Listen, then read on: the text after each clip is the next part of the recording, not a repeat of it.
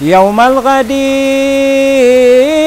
وأنت عيد أكبر، ما الفطر ما الأضحى وما الأيام، فيك الإله قضى بأن المرتضى مولا على كل الورى وإمام،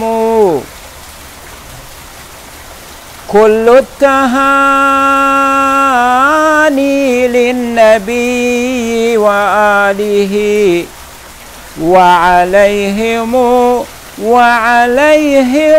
ذكر الصلاة ختام. اللهم صل على محمد وآل محمد وارحمنا بهم يا أرحم الراحمين.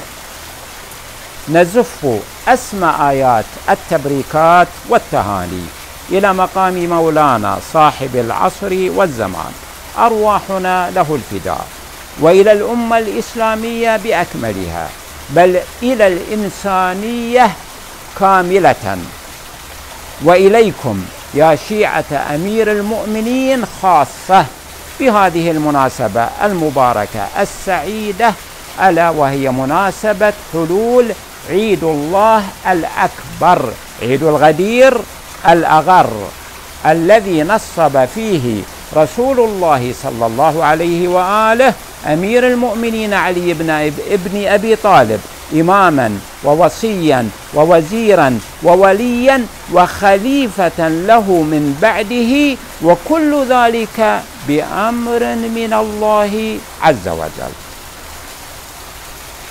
أسأل الله بحق أمير المؤمنين علي بن أبي طالب أن يصلي على محمد وآل محمد، وأن يثبتني وإياكم على ولايته، ويرزقني وإياكم في الدنيا زيارته وفي الآخرة شفاعته ببركة وفضل الصلاة على محمد وآل محمد. اللهم صل على محمد وآل محمد وارحمنا بهم يا أرحم الراحمين، وأسعد الله أيامكم وجمعة مباركة.